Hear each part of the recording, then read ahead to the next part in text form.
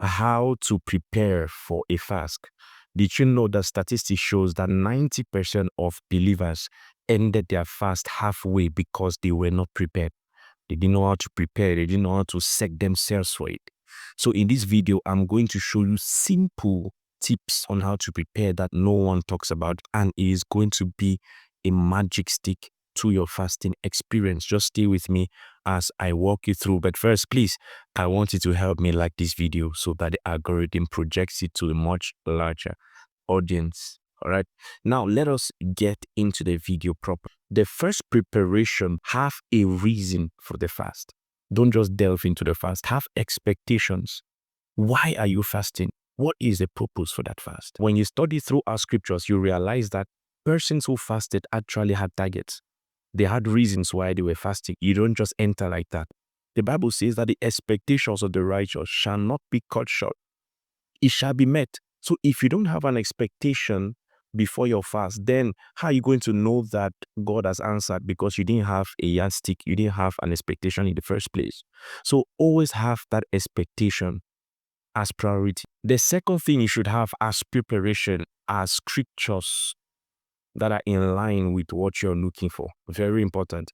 Throughout scriptures, it's lit that you can't cause God to react outside his word. He said, bring forth your strong reasoning. I've exalted my word over and above my names. Where there is nothing God to ever do for you that is not in line with his words. But most believers, they enter into the fast relying on emotional mercies, relying on pity. Oh God help me. Oh God help me. No, it does not. God is not that emotional. If the word of God is not in place, you will remain on that same level. So what do? Gather scriptures in that area.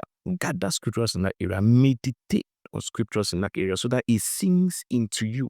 So that the moment you engage your fast, when you're praying, the scriptures are coming out from revelation like bullets.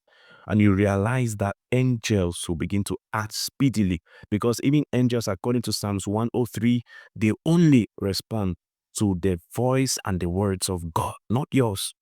So saturate your tongue with God's word and God's voice, and you realize that you would have speedy response when it comes to fasting.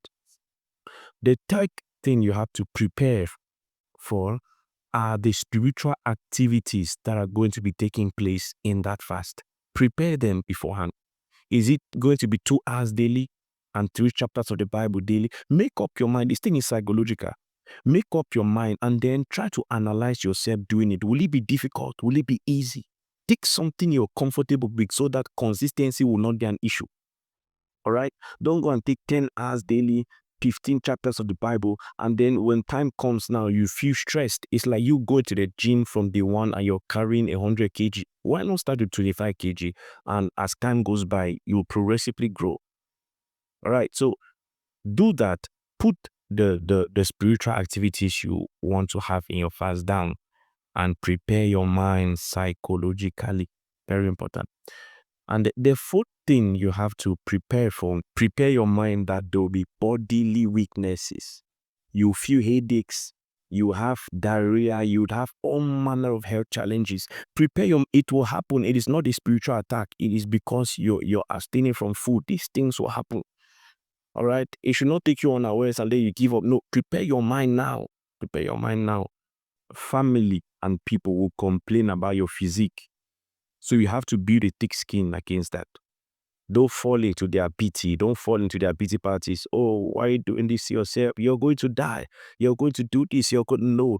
No one who ever fasted died if you planned accordingly, right? No one died in scriptures, by the way. No one died. So it's not going to kill you. And according to research, starvation starts after 40 days of going without food. So anything less than 40, you're not about to die. It's just your mind, your flesh is trying to play games so that you finally give up. But make up your mind that people will come with pity party agendas to tell you, no, you don't have to go that far. You don't have to do this. You don't have to do that. And then your physique too. You become uglier. You become slimmer. Things will not fit you anymore. Are you ready for that kind of exposure? If not, then before the fast, prepare your mind psychologically. These things are very, very important. All right. The fifth thing you have to put in place, have your book and your pen with your Bible, not phone Bible, physical Bibles, please, physical Bibles. Physical Bibles has a feeling, it has a divine feeling. All right. When you're studying physical Bible, at least we are sure that that is your only focus, that is your only attention.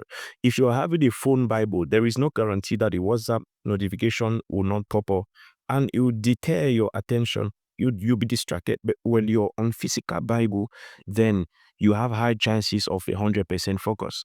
So have a book and a pen that communicates to God that you actually cherish His words so much so that you've already kept a book in place in case He writes. In case He speaks, you're willing to write. Are we there? And then the last area you have to make up your mind absolutely is that make up your mind to obey whatever instructions comes out of that fast. You know, the last time you heard God was the last time you obeyed Him. Many persons don't hear God because they forget that God sees the future. He knows that if you speak, you will not listen 1,000 times. So he will not even stress to speak. Though you go with your pen, your book, your Bible, he will not speak. Because he has seen the next tomorrow that you didn't obey what he said. And it's very strenuous. Let's say, for example, you're constantly talking to a child and they never listen. You will cease talking to that child, and that is what the Bible calls quench not the Holy Spirit. You've quenched him. So make up your mind, whatever instructions comes out of that fast, you are going to obey it.